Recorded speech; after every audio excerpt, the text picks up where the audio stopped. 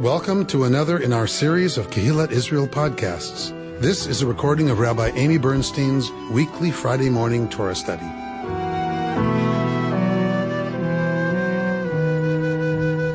We have a double parsha this morning, Acharei Kedoshim. So we're starting in Acharei and going a little bit into Kedoshim because we're in the middle section. We're in the middle third of every parsha, but if you have a double portion, you're in the middle of where you'd be if you read both parshiot. If that made any sense to anybody. We want to say hello and welcome to the people who are listening from home. I know that Judith Ubeck, Linda showed her how to listen from home, and so she's recovering from knee surgery and is very happy that she can join us in our learning. And we know that folks are listening all over the country and actually all over the world. So it's a wonderful thing. I get notes every now and then, and I keep meaning to bring them in here to you. But people who say this is their only connection to learning Jewishly, and how happy they are that we make it available to them, and that they are able to participate in a progressive Torah study. So watch our language. So watch what you say, exactly, and pretend that you follow what the rabbi says, right? All right, so let's look at already I forgot again. 17:8. Oh my God, long week. All right, so let's start at 17:8, shall we?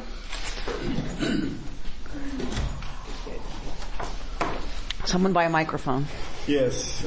Okay. Say to them further, if anyone of the house of Israel or of the strangers who reside amongst them offers a burnt offering or sacrifice and does not bring it to the entrance of the tent of meeting to offer it to Adonai, that person shall be cut off from this people.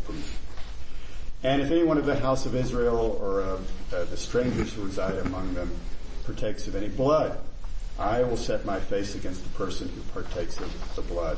I will cut that person off from among kin, for the life of the flesh is in the blood. And I've assigned it to you for making expiation for your lives upon the altar. It is the blood as life that affects expiation. Therefore, I say to the Israelite people, no person among you shall partake of blood, nor shall the stranger who resides among you partake of blood. All right, so we're getting here cultic practice around, right, the idea of what is permitted and what is not permitted. It is very clear here that we are not to eat of the life force of an animal. It makes expiation. We've talked about this lots in the past, right? That it is the life force, the blood, that is the detergent that cleanses the altar and the space of sin, of the dross of sin. But the Israelites are not allowed to use it for any other purpose for themselves, right? It can be used for expiation. They can eat the meat. They're supposed to eat the meat, as are the priests, depending on what the offering is. Of course, if it's a Holocaust, they don't eat anything because it's all burned up.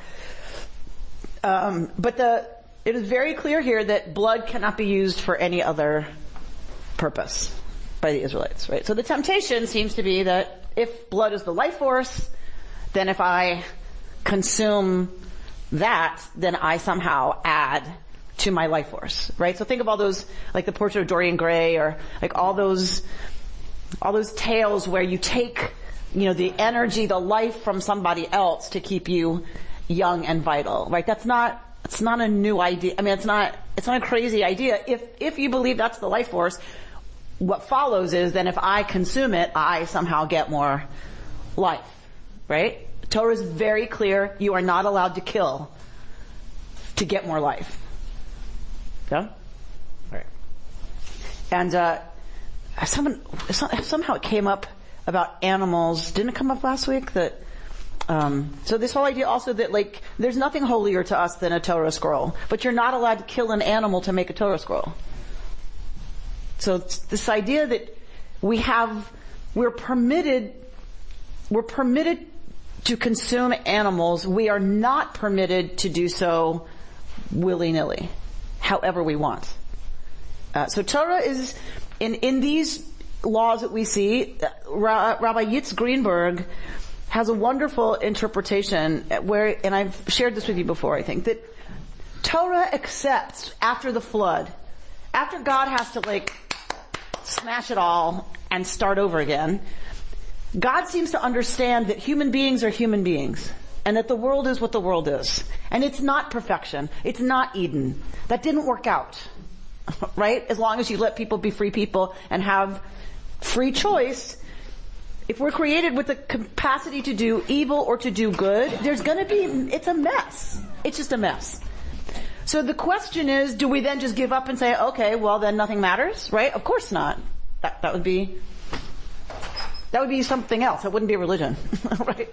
Religion cares deeply, right, about how to mitigate our baser instincts, our lesser instincts. And so Yitz Greenberg says, laws in Torah are all about moving the world one step closer from what is to what it should be.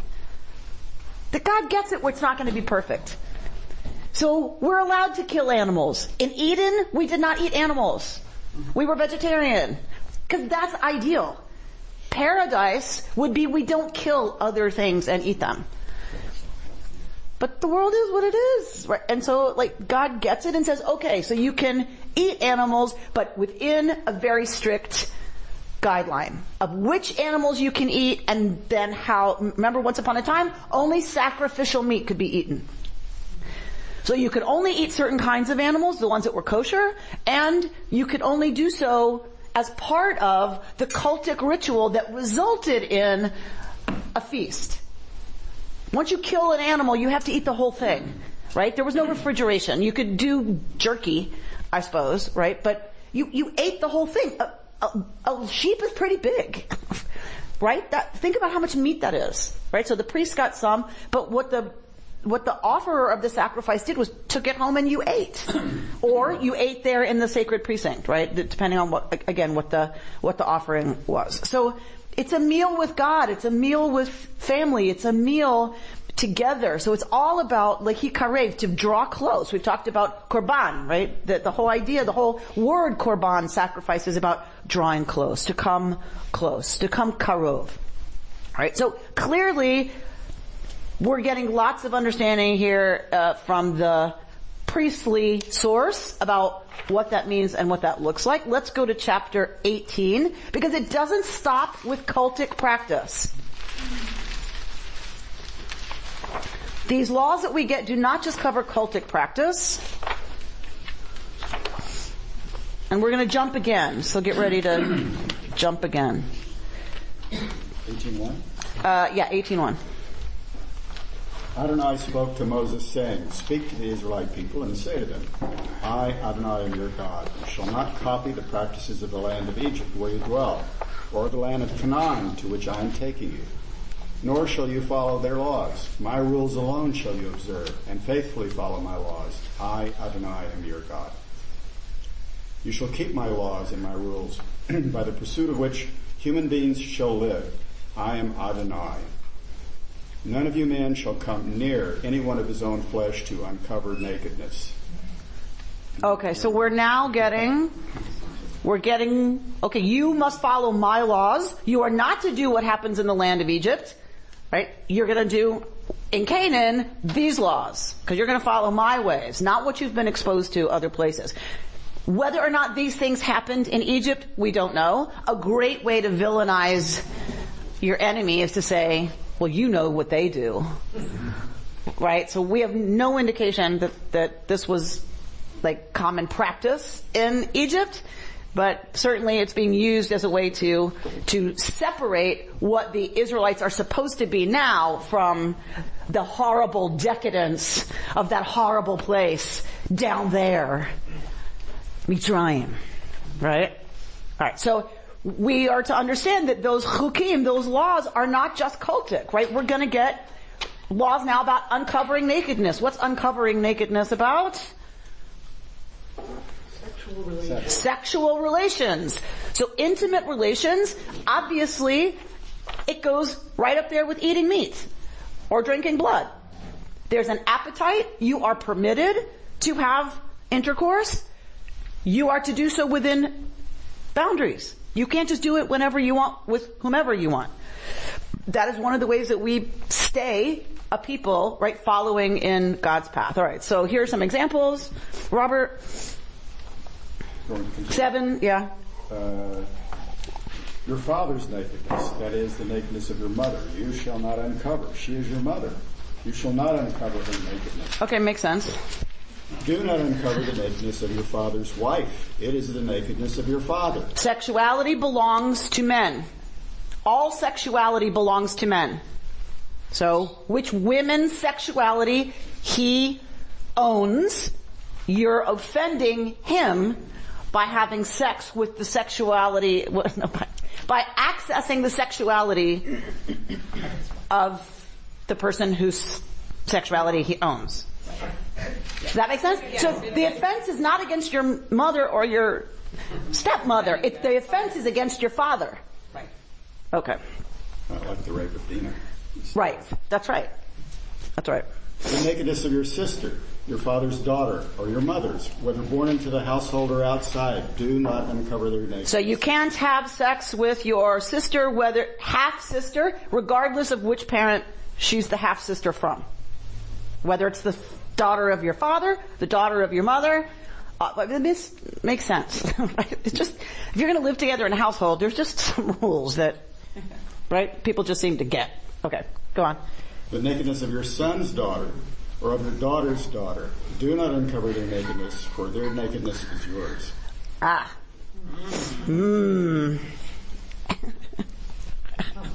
You're wondering, aren't you, if I'm going to go there? Go on. The nakedness of your father's wife, your father's wife's daughter, who was born into your father's household. She is your sister. Do not uncover her nakedness. All right, so this goes on for a while, which There's a lot of nakedness. there's a lot of nakedness we're not supposed to uncover, right? Because you're not supposed to, which it makes sense. A lot of these laws make sense because a lot of us, we still understand these to be normative practice, right? You don't sleep with your siblings, you don't sleep with your stepmother. It's ew, right? Like, yuck. Like they're too close in relationship to you for them to be viable, right? Intimate partners. All right. So where do we want to go next? Well, it goes as far as your neighbor's wife. Yeah. Right. So we have the famous verse 22. Lest you should think I can't face it. Oh, yeah. Do not lie with a male as one lies with a woman. It is an abhorrence. So it's right in the middle of all of these other no's about sexuality. I just want you to notice that, right? It's just in this list, right? It's not special in headlights and neon any more than eating swine. It's just one in a list of this is what you don't do. Who's it addressed to? Men. It's addressed to men. Do not lie. And actually the English is, the Hebrew is a much more nuanced thing.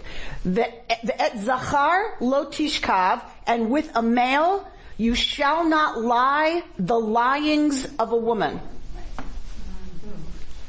What is it technically saying here? That a man can't be seven. Correct. That a man shall not lie with another man the lyings of a woman. You shall not be receptive. You shall not be the receiver of sexual intercourse with a male.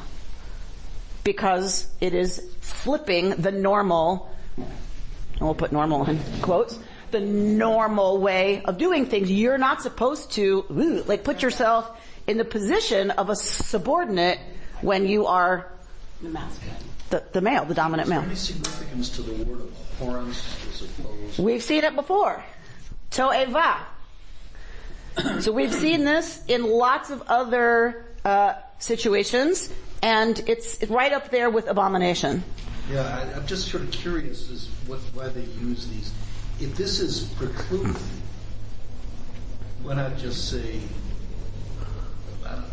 abhorrence sounds milder than Abomination. Right. You know, they're both categories of, and I want to be careful how I say this, they are, okay. In Deuteronomy we get it a lot. We get abhorrence a lot. More than we see it here. It's pretty much like abomination. And I want to be careful how I say this because usually I say it the opposite way, which is, I've always said, like, not eating swine is it's an abomination. Then we have here, homosexual behavior, of certain kind of homosexual behavior, it's an abomination. And so, what I've always said is, so it can't have abomination can't have a moral sense to it because it's the same as eating pig. But what I realize in listening to Rabbi or Dr. Tal Becker and some other folks and reading the book, what was that book, The Righteous Mind? Yes, you've heard that book, The Righteous Mind? Looking at how people get so fixed in their mindset that they won't hear any, see, I'm learning. Contrary. That they won't hear anything contrary to their opinion. They just can't take it in. They won't take it in. So in all of these discussions, what I'm learning is for some people, it is a moral imperative. I don't consider it moral, but Israelites would have considered what they ate a moral act. Right? So this word gets used for these don'ts, that if you do them, you're triggering, right, an abomination, something abhorrent, disgusting. It's interesting because the week ago we went through the whole study of impure. Mm-hmm. And we take the impure person outside of it. When they have tzara'at, when they have leprosy, right? Yes. Because I've thought about this for a long time, if this Torah had been written today, knowing what we know about sexuality, about homosexuality, do you think it would have been written this way? No. For sure no. Yeah. For sure no. Which is why every single progressive Jewish branch has said, right, that homosexuality falls in the same exact category as other sexuality as we derive it from Torah values, meaning consensual between two adults who are not family, right? Like, so there are some things we would still carry forward from the discussion of limiting our sexual appetites, right? You still wouldn't sleep with somebody else's wife, presumably. We still consider that wrong. So we still consider sexuality to be a realm of morality and ethics. We've just shifted where that is, right? So a man can't dress as a woman either. That's also an abomination. Because again, remember we talked about everything separate in its own categories. When you start crossing the lines, existentially you start making everybody super nervous, right? So those are their standard categories. Now we would move the line, right, on what we would consider ethical behavior. How does the Orthodox community, both the Haredi community and the modern Orthodox community, deal with verse 22? Verse 1 and 2? 22. Oh, 22. But that it still holds. Still holds. Oh, it still holds, for sure. So what do they do with the science that says somebody's gay? They say, love the sinner, hate the sin. So we maybe have some understanding that maybe this is how you're built, but it's up to you to fight that impulse for that behavior. They wouldn't accept how we're built. They just don't accept it. Well, they accept that some people may be built that way. That's their cross to bear. Some people are built to want to have sex with everything that moves. But you can't. You have to fight that impulse, right, and only have sex with your wife. I'm not trying to equate those things, but I'm saying that's how they would argue it, right? That, yes, I'm built to want to have sex with everybody. I'm a highly sexual being. Too bad. We still have categories of permitted and not permitted, and we have to live within those, as difficult as it is. I may want to eat every animal that runs by me, but I don't get to, right? I only get to eat the kosher ones, and if you're talking about a certain system, I only can eat sacrificial meat. Our appetites can be what they are. We're built how we're built, but we have to then live within those appetites ethically, right? So I'm not saying I actually agree with that argument, but we just disagree on where to put the line, right? But you'd accept the science. You accept the science today. Mm-hmm. Yeah, I think they might even too, but they say you can't. Torah says you can't do it. So however you're built, I'm sorry, but you can't live like that. You're not allowed to. I mean, if we really wanted to have the conversation for us of where do we get challenged, right? Because I'm not challenged on any on most of this stuff, right? But where do we get challenged? How about open marriages? Is that okay? What about if both members of a couple agree to go to a swing club? Is that somehow unethical, immoral? But it's not the same as the science of what we're No, I totally get it. But the science doesn't tell you how to behave. The science just tells you how you are. No, Richard, I understand. What I'm saying is that science applied then would not come up with the conclusion that they've come up with. Right. So they're not in control. Well, the agenda is different too. The agenda was for there to be procreation. Yes. Right. So that makes sense to me. there's an agenda, right? If you're often male couples. But you wouldn't say it's an abhorrence or it's an abomination if that was the goal, only the goal. It would be said positively, you shall only have sex with a woman. Unless it's understood within a system of the ethical and moral thing to do is to live with a woman and have children. Yeah. Then not doing that is unethical and immoral, and that's where the words abhorrence and whatever get triggered. What you've also taught us, I think, this idea of not having sex with your neighbor's wife. You could look at it and say, well, wait a minute, the neighbor's wife, not because that's immoral, she belongs to him. But accessing the sexuality that belongs to your neighbor is unethical. Yes. So it does apply. Because she's a chattel. She belongs to him. Correct. You are violating his property. Correct, and that's unethical. Right? So the ethics do apply. It's not a moral issue. That's what I'm trying to get at, is I think for ancient Israelites it was. They wouldn't separate out what we would separate out as that's not a moral category. Right? Which is how I've always kind of dealt with this. But I'm changing my mind. I know. It's freaking me out. But well, let me know when you come in. Right.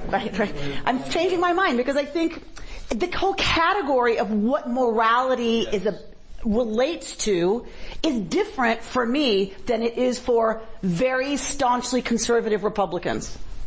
That's what I learned from that book and Tal Becker's unpacking of it, right? That I say that has nothing to do with morality, X, Y, or Z, but other people say, no, that is part of morality and ethics. So we don't even agree on what categories of life those words apply to. Once I got that, I'm like, that's why I feel like I'm beating my head against a wall when I have an argument with some of these people. Not that I like to have an argument with them because I get crazy, right? I'm not good at that. But that's what's making me, I realize that's what's making me crazy. We're starting from two different perspectives when we even use the word ethical. Or more, or we may not even be using those words, but that's what's underlying the argument, right? Is abortion's a good example, right? For me, that is about a woman's right to control her reproduction, which we have always done. Do you want it to be infanticide? Or do you want it to be an abortion at 6 weeks, right? So we've always controlled our reproduction on some level. But so how are we going to do that? That is not the conversation for anti-choice people. For them, it is an ethical and moral wrong that is right up here with, right? Correct. Abomination. Right. And then I get crazy, right? Because it's like we're having two different conversations based on different criteria. The different definitions of ethics. Yes. So that's where, I mean, and it's not like I didn't ever get it before that killing was an ethical issue. It's not that I hadn't thought about it, but I'm not arguing from that side, right? I'm not arguing so much from the moral ethical perspective as I am a woman has a right to control her, right? So we're starting from, like, the criteria we use to even have the argument are different. Absolutely. The categories are, and once I got that, that's why this book, The Righteous Mind, was like so great. It's because it's like, that's why you can't have the conversation with some people. You're starting from different categories of understanding, and I'm not explaining this very well. But then I understood that it's not about facts. This is not about persuading somebody. This is about worldview that starts at a really different place. And then, so then I can just go, okay, I get it. You connect this to morality and religion, or in this and this way. I get it. Okay? There's no use in having the conversation, because I don't start there. Sorry. Right? If it starts with, well, God has commanded, okay, we're done. We're done, because it's the same kind of thing. Like, what's the point? Nuh-uh. Like, that's my articulate response to you. Nuh-uh. Like, that's not what she said to me, right? So, God said, okay, once you go there, the conversation's over, right? So, because there's no point. You're not starting. Right. All right. So, because when I get to heaven, oh, okay. Well, I don't know what to even say to that, right? Okay. Yes.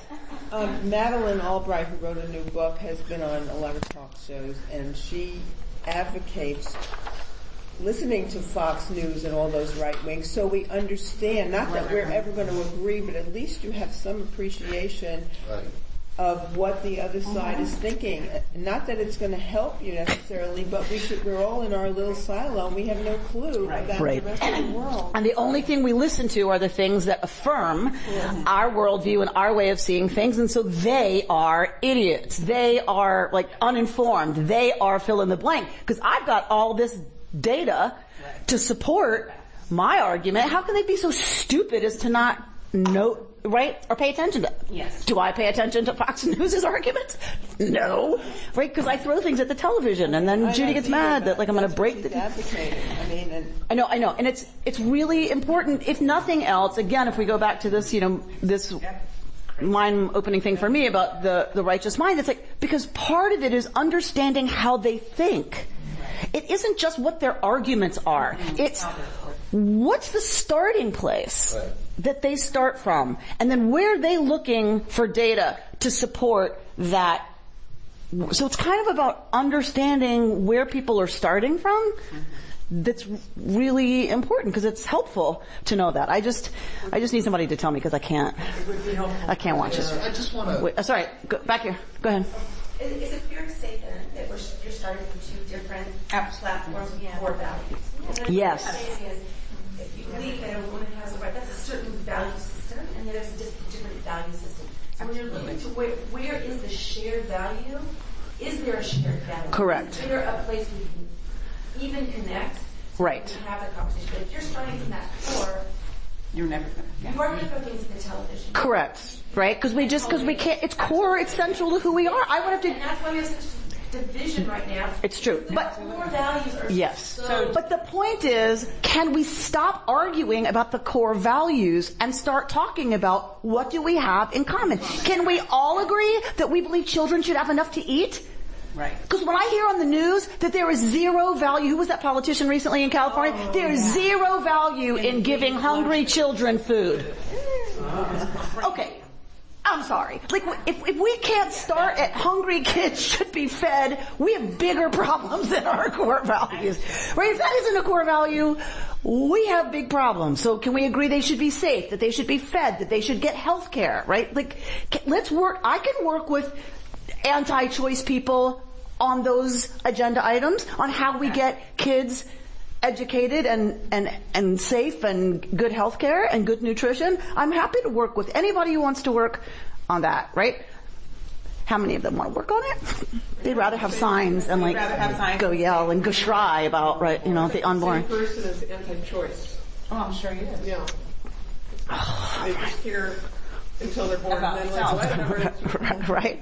Then we have to pay for them. Forget that. I don't want to have to pay for them. I just want to make sure I understand. If I'm having a conversation with an Orthodox friend, and we talk about the commandment about not having sex with your neighbor's wife, does he start from the viewpoint that she belongs to the neighbor and you're stealing the property? No, I think it's evolved to be... In the Orthodox. It's evolved in the Orthodox world to be... It's an immoral crossing of a boundary that, that they have an exclusive relationship. I have an exclusive relationship with my partner, my wife, and we shouldn't... Even the Orthodox then have evolved in many of these... Yes. Now, to be fair, completely fair, the ketubah is the document whereby he acquires her. He gives her a ring and says, Harei at mikudeshet li. Behold, you are set aside for me. She does not give him a ring and say the same thing. He is not set aside for her in the same way. He acquires her. So, isn't it more of a custom though? For a lot of Jews, I think it's just a custom, and they don't even get exactly what it means. But in some hardcore circles, I think it still smacks of, you know what I mean, that he has acquired the rights to her sexuality, and nobody else has those rights, right? I remember sitting through a lecture by that modern Orthodox rabbi, terrific in Century City, about this issue about homosexuality.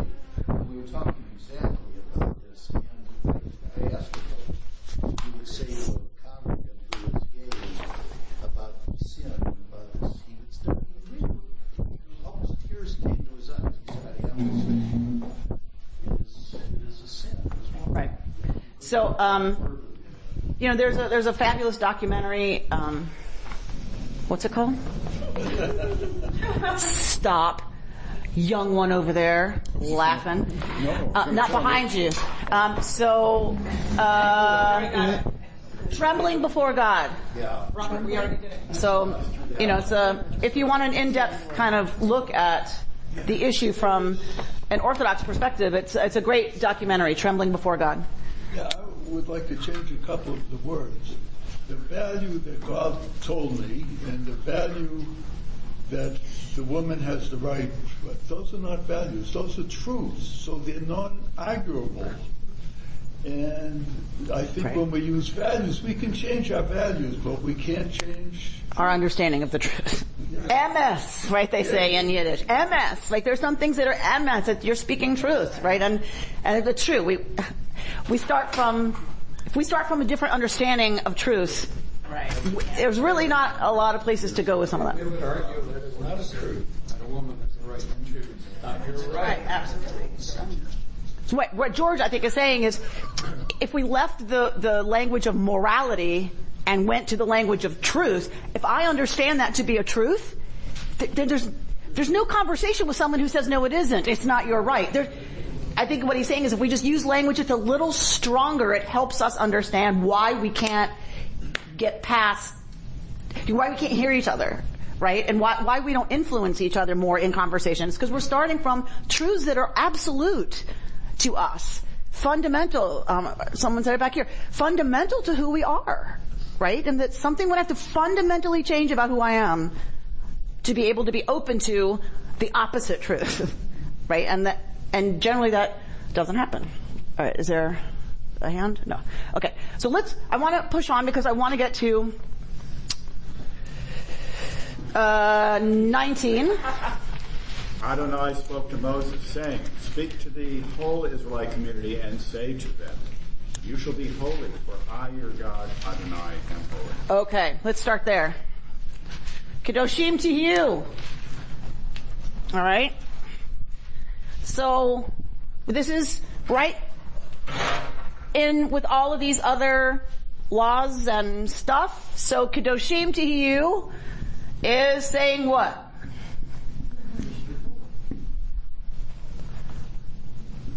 Holy shall y'all be. Why? Because I am Kadosh. What kind of sense does that make? God is holy. Therefore, you shall be in my image. Y'all shall be holy. Okay. And then we get a whole bunch of behaviors that points to what it means for us to be Kedoshim. Right. So, is that what it means for God? We just kind of take this for granted, don't we? Right? I'm holy, therefore, y'all shall be holy. What in the world does any of this have to do with God? I have made you in my image. You shall do what I do. But they don't. What do I do? That has to do, let's read what it is. What is it? You shall each revere your mother and father, and keep my Shabbat. I am God. Do not turn to idols to make molten gods for yourselves. I am Adonai your God. When you sacrifice an offering of well-being, blah, blah, blah, blah, blah, blah, blah. Go to 9. When you reap the harvest of your land, you shall not reap all the way to the edges of your field or gather the gleanings of your harvest. You shall not pick your vineyard bare or gather the fallen fruit of your vineyard. You shall leave them for the poor and the stranger. I am Adonai your God. Do not steal. I am Adonai. This is what it means to be kadosh. What does this have to do with God? Because God doesn't steal? Because God doesn't reap all the way to the edges of God's field? How does this tie to God is kadosh? Do you see where I'm going? Do you see why this is a problem for me this year? Usually it isn't. Well, isn't part of the answer in the fact that it's you shall be holy? I mean, shall is often it's not just on the one hand it's an imperative, but on the other hand it's also a future state. It's not a current state; it's a future state. You shall be holy. So we could, right? If you do, it's sort of like I am holiness. I am holy, capital H, right? And you shall be holy if you do these things. So, God. So it's not a commandment, Richard. No. It's a prescription. So God am. God is not saying you must do this. He's saying if you want to be holy. Well, in order to do this. All right. So what I hear you say, am already holy because that's who I am. I am holiness defined. Right. You want to look at holiness, go to the encyclopedia, you will see God there. You'll see a picture of me there, right? So I am holiness, but y'all are only holy in potentia. Mm-hmm. Right. Y'all aren't holy unless and until you do these things or don't do these things. So holiness for human beings, so beautifully stated. So holy for God is a state of being. It's stative, right? For human beings, it is based on behavior. A very important distinction. We are only holy in potential. That is different from, I am created in the image of God, therefore, there's no therefore to holy. Or you could say, I'm created in the image of God, therefore, I have the capacity to become kadosh through my choices and my behavior. Yes? So, holiness in the world is affected by how the community chooses to behave with each other, and we get told over and over and over and over again, vis-a-vis the stranger. That is what holiness is dependent on in the world. It's how we choose as a society to behave. This is not a series of prescriptions saying thou shalt not. Yes, it is. Well, but if I choose not to, my only cost is not to be holy in the image of God according to this interpretation. I may choose not to be. I'm just having a good time. Mm-hmm. That guy on the other end of the table, he's cute. I'm going with him. Right. And I realize I won't be holy. So what? Okay, so that's fine, no but someone who ignores, well, yes, there is a consequence. What's the consequence, y'all? You've been studying with me. You'll be cut off from your kin. What's the other consequence? And we get told it very clearly. You will be spewed out of the land because you will contaminate the land and it will spew you out. And what does that look like in the ancient Near East? Not good. What does not good look like? Out in the desert on your danger. You are conquered. Your wives and children are carried off as slaves, and you're slaughtered. That's the consequence. But it's not tied in here. It's 100% tied in here. We just read that. 100% it's here. And it will say, do not do what they did. That's why I'm tossing them out. The Canaanites before you. And if you don't do this, you are going to be tossed out of the land. You can't earn staying there. You need to read Kedoshim then entirely separately from 18, because this seems to, if you follow Richard's idea or the way you describe it, it's a matter of choice, but it's not really. I mean, there are consequences to bad behavior, but not here. Yes. We're just replaying a different version of the 4 questions. We just went through Seder's, where you have the 4 questions, and you have the child who asks, "What do these rules mean to you?" Right, and not to me. And the answer, as I recall, is basically, because you're so concerned about, you're not concerned about community, so we're done with you. Right. So the saying that you do have the option to not follow these rules, but it's more than simply you're not on the track to get holy, you're also on the track to get booted out of the I will read verse 22 from Parshat Kedoshim. You shall faithfully observe all my laws and all my regulations, lest the land to which I bring you to settle in spew you out. You shall not follow the practices of the nation that I am driving out before you. For it is because they did all these things that I abhorred them and said to you, you shall possess their land, for I will give it to you to possess a land flowing with milk and honey. I, the Lord, am your God who has set you apart from other peoples. You earn staying in this new land by being Am Kadosh. If you are not going to be an Am Kadosh, the exact same thing is going to happen to you that's happening to them. Is that what you want? Now, the choice to believe that is on every one of us, right? But anymore, I have notes that tell me, see Al Gore, page 12 through 13. Do you think I could find the flippin' book that it's from? No.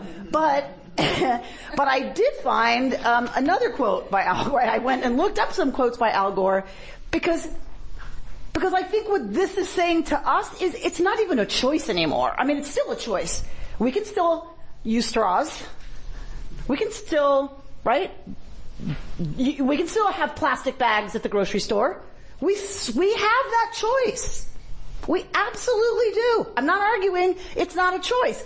But what Torah is saying is if you don't pay attention to the impact of your behavior, you are going to poison the land and it will kill you.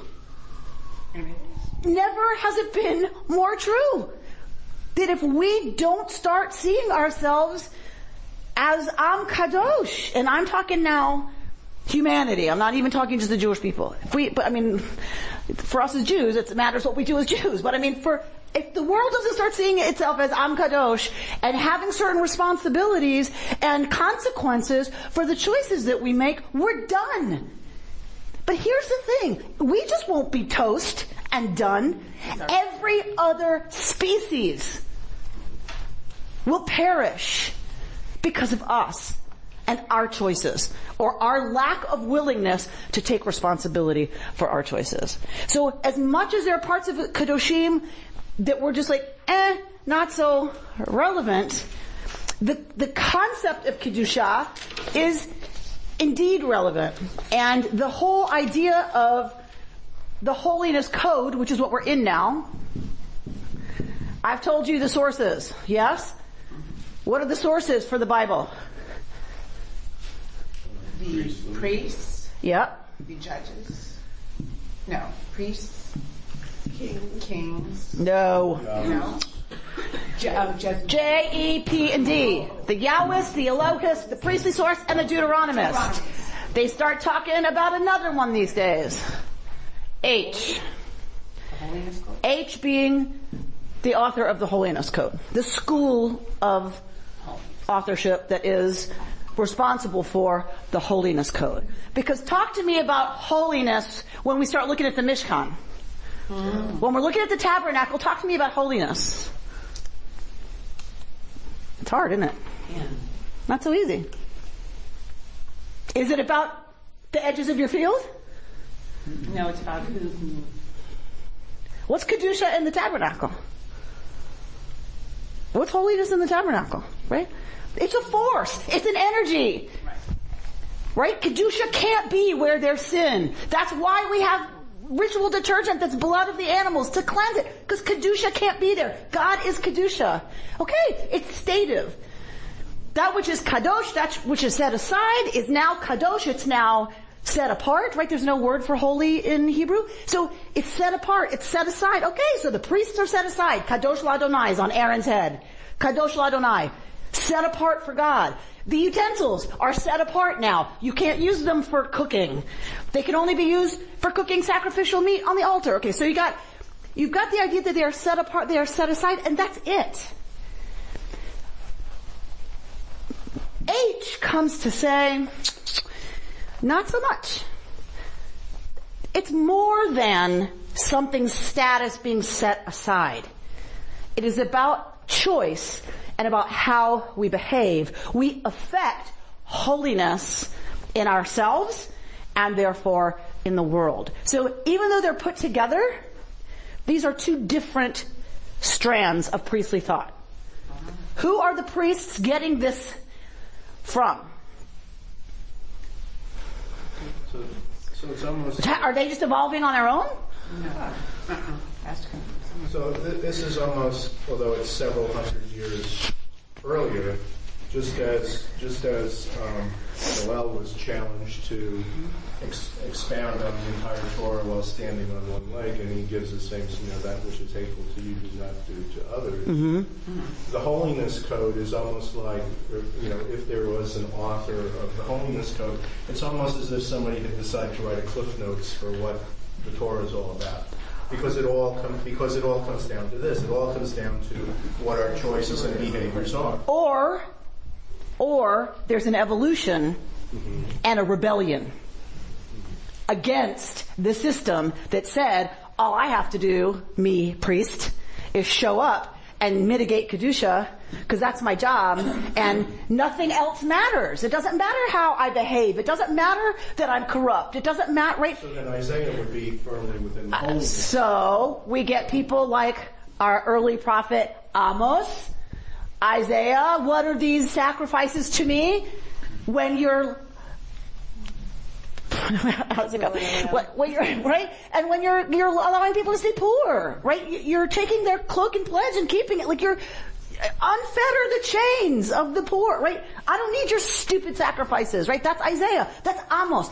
Amos is the early prophets are pushing against the priesthood. So one argument is all of this Acharei Mot Kedoshim is a shift in the priestly acceptance that holiness is now dynamic. Holiness is now located in space and time in relation to how we spend time and what we do with it. It's now dynamic.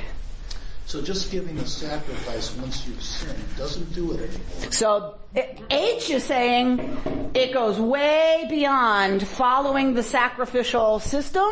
It goes way beyond the festivals. It goes way beyond your tithing of your fruit, right? It goes to everything that they consider to be moral and ethical, categories of behavior. And that is possibly a shift. So then part of it becomes, so what's the purpose? What's the point? Is it just for Israelites to be Kedoshim? Is that it? Like, okay, we're an Am Kadosh, yay. Close up. Good, we're an Am Kadosh, great, we're done. Is that the point? No. So if it's not the point, what is the point?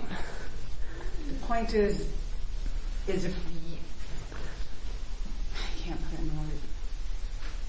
You have to you're following your heart, you're doing kiddush, you're doing good behavior, and hopefully it spills onto the next person and the next person, and then you create. Okay, so that Israel becomes an Am Kadosh. Terrific. Are we done?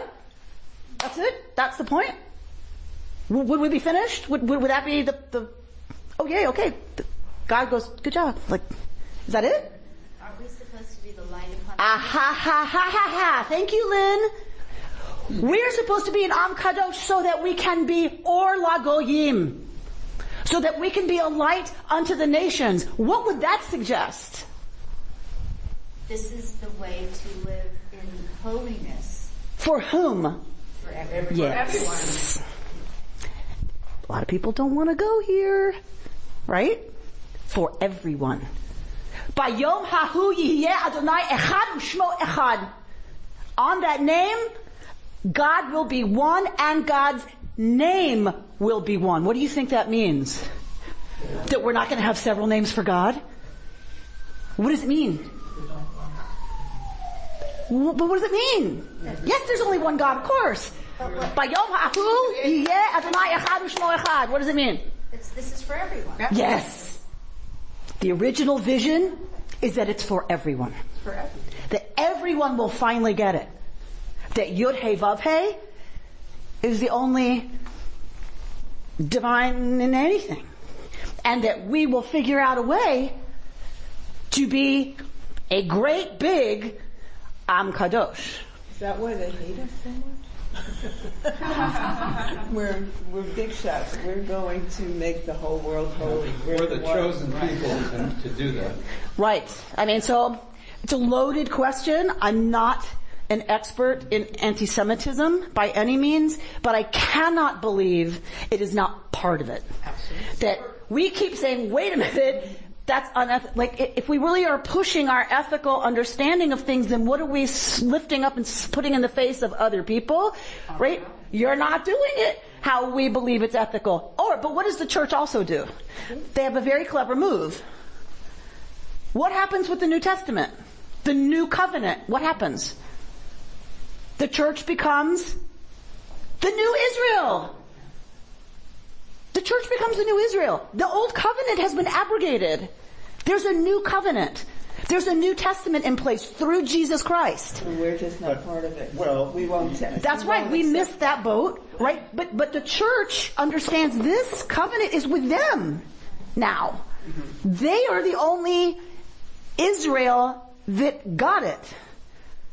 Right? So on the one hand, we're an irritant because we're like, here's what we think, here's what we think, here's what we think, and we're not going away.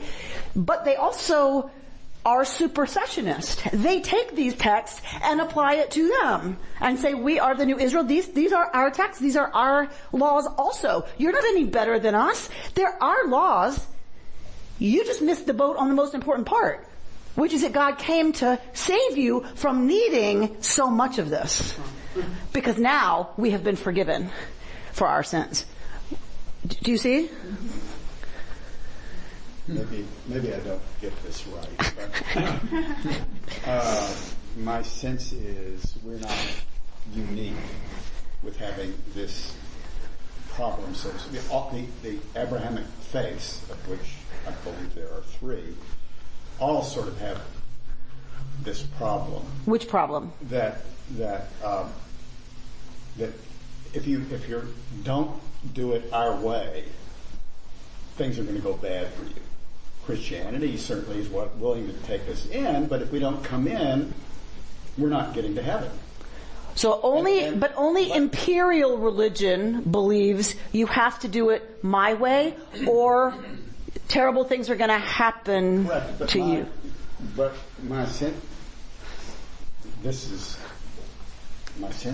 that this is true in Christianity. It's true in Muslim belief to some degree. It depends which. Here, but we don't buy it anymore. Which is? But this doesn't say anything about anybody else. This doesn't say the Egyptians, if they don't do this, they're going to get kicked out of their land, right? The Egyptians can do what they do. Well, the Oriental religions, I think, do very much have that philosophy that, we do it our way, you do it your way. So early Israel understood there were other systems. They weren't so interested. It's not an imperial religion, but what I'm suggesting is there is within Jewish tradition a vision in which we live as an Am Kadosh so well that everyone gets it. And everyone, right? So it's there, but it's not to the point where it says, but y'all, if y'all don't do this, are in trouble. They're not. Well, you're saying we don't proselytize, that's for sure. No, I'm saying something fundamentally different. I'm saying that in this book of Leviticus, it just says you Israelites won't eat swine or this or that or the. It doesn't care what the Egyptians are eating. It's only for us. This is how we become kadosh.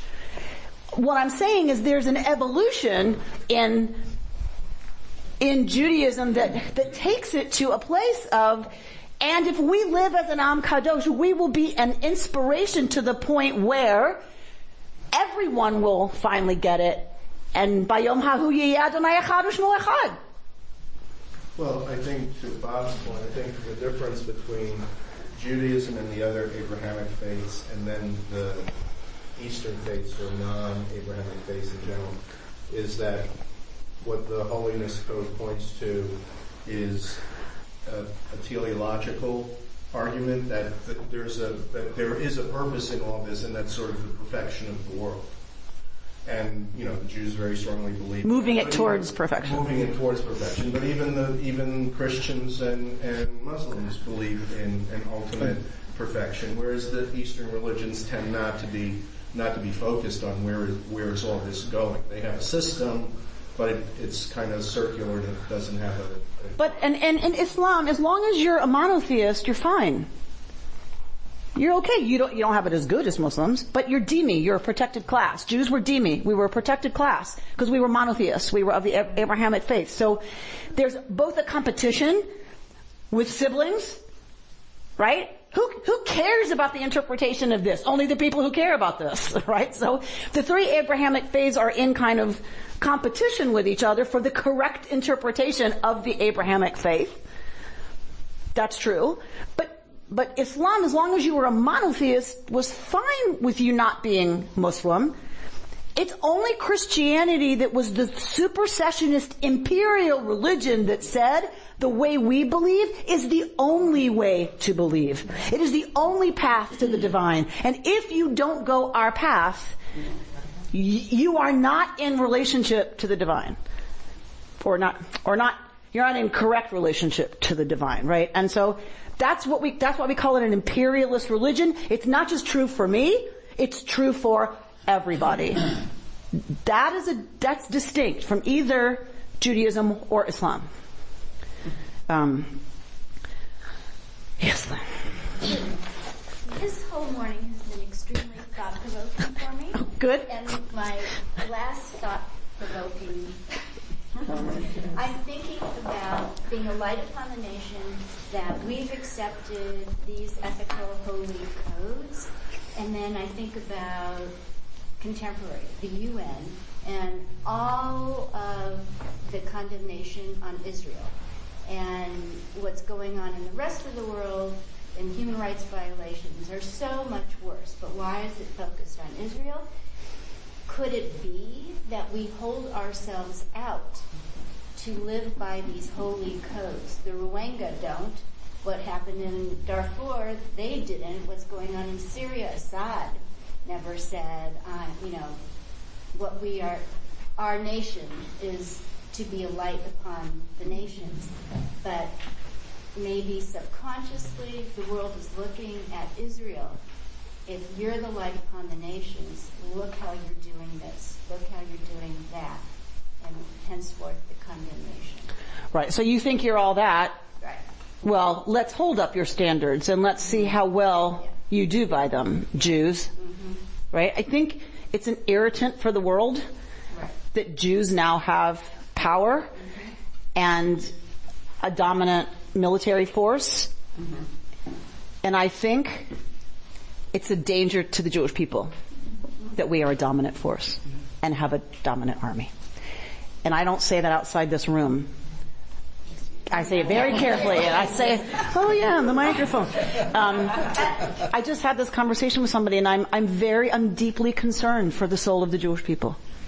I'm deeply concerned what it means to be in that neighborhood and have to have the military that we have and have to make the choices that we have to make. We have been able to call ourselves, right, Or LaGoyim, and a light, and it's a light unto the nations, not on them. Meaning, unto them means we're showing you the path.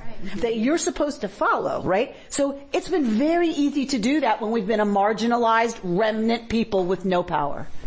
Like for the last 2,000 years. It's been very easy for us. We've been the victim. We have suffered. Nobody knows from suffering like the Jewish people, right? And I'm not being smart about that. It's true. It's also allowed us a certain kind of integrity because we didn't have another option. And I'm deeply concerned about what it means now that we have certain right? That we are in our sovereign nation. Jews are, for now, the majority, and we have the biggest tanks and the biggest guns. I'm very concerned for us as a people. And then you look at it, we see the disconnect with the millennials and the generation sitting in this room, except for our young person here. We still have that history of being the victims and coming through the Holocaust and the 6-Day War but the millennials. So you take somebody who's been bullied and beat up and kicked in the teeth and you give them a big gun. I'm worried for us, right? The reaction around the Israel conversation is so much about PTSD, right? It is so much about the trauma of the Jewish people that we talked earlier about. You can't get past fundamental truths and you wonder why you're crazy trying to have a conversation because there's nowhere to go past. They're trying to kill us. They're always going to try to kill us. We are in existential danger. Once you start there with that's the truth, where's there to go? Right? I don't start there. I start with, we have the biggest guns in the region. We are not at the edge of destruction. We're not. And until we get that and figure out what to do with that power and how to hold, I'm not an Israeli, so I can't speak for them, but until, then the young people are going to look at Israel and say, you keep telling me this is your standard. So then I look at Palestinians and their lives and the humiliations they have to go through at checkpoints. But guess what? If you start at the truth, they're trying to kill us. I don't care what humiliation they go through at the checkpoint. They're not going to come through with a bomb. Not on my watch. And you start from this place where there's very little ability to have a conversation. And I'm very concerned about that. Because if we're not having that conversation, what kind of a nation are we building? Right? And I talk to Israelis about this all the time. They're deeply conflicted too. They're really conflicted. And because it's a horrible reality. It's a horrible situation. I get it. But, I deeply care about that project.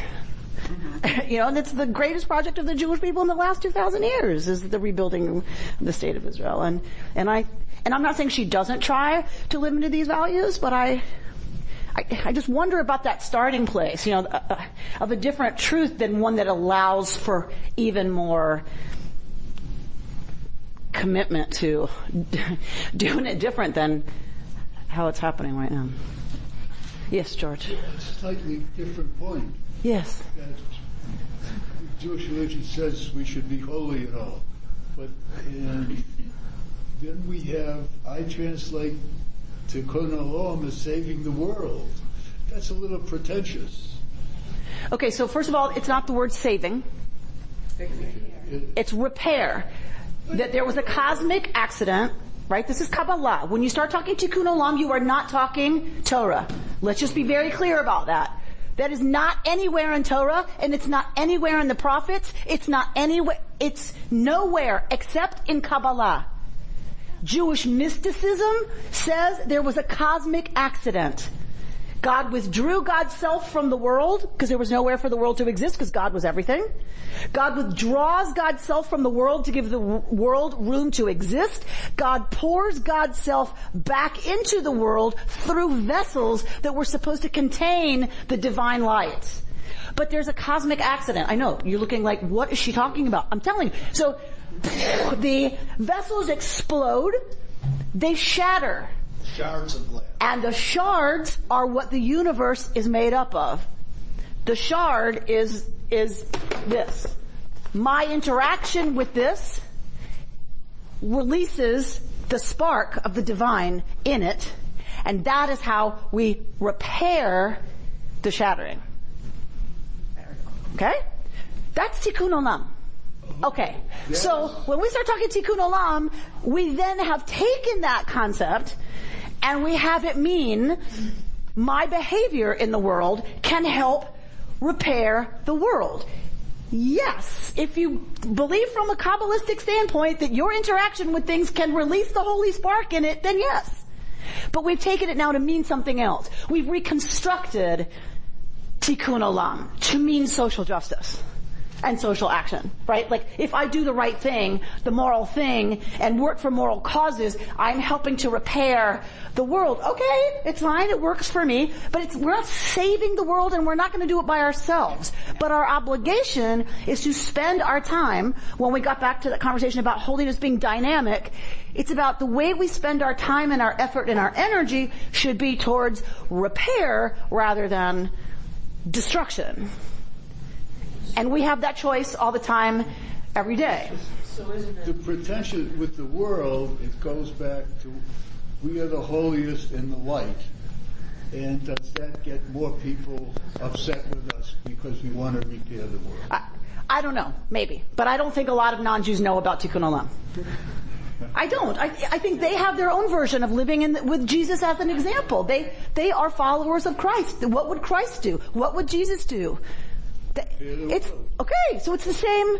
Like, I don't think it's so different. I think within their tradition, they also see themselves as disciples of Christ, and therefore they're gonna sow peace and love and forgiveness and all of that stuff. It's no different than us.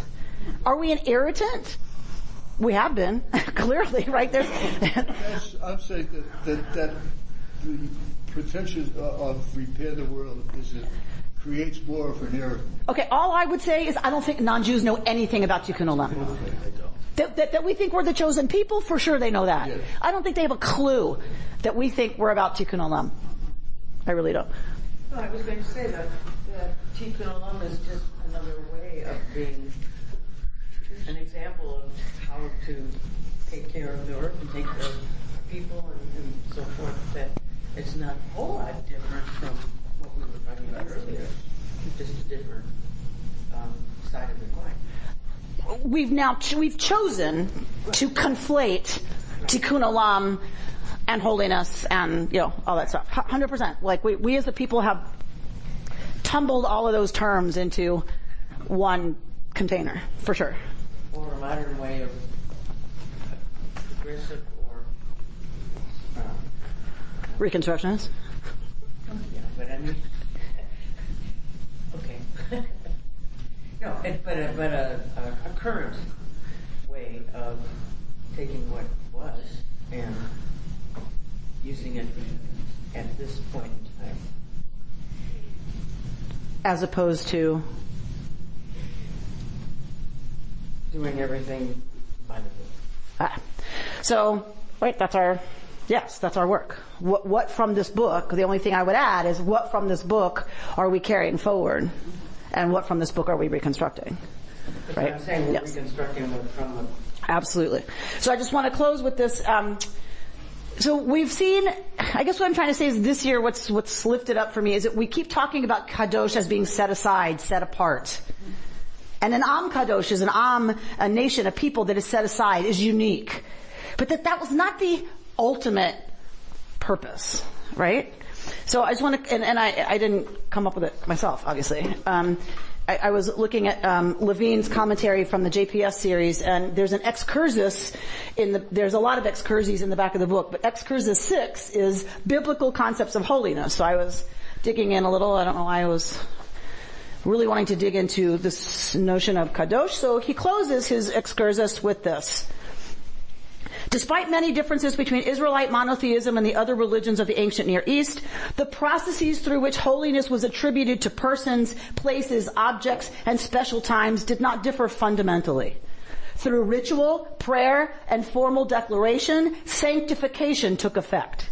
In biblical Hebrew, these processes are usually expressed by forms of the verb kadosh, especially the PL stem, kidesh, to devote, to sanctify, to declare holy. The gulf between the sacred and the profane was not meant to be permanent. The command to achieve holiness, to become holy, envisions a time when life would be consecrated in its fullness and when all nations would worship God in holiness. What began as a process of separating the sacred from the profane was to end as the unification of human experience, the harmonizing of the human being with its universe and the harmonizing of the human being with God. Kein Yeh Ratzon. So may it someday be. Shabbat Shalom. You've been listening to Rabbi Amy Bernstein's Friday morning Torah study from Kehillat Israel in Pacific Palisades, California. For more information, go to our website, www.ourki.org.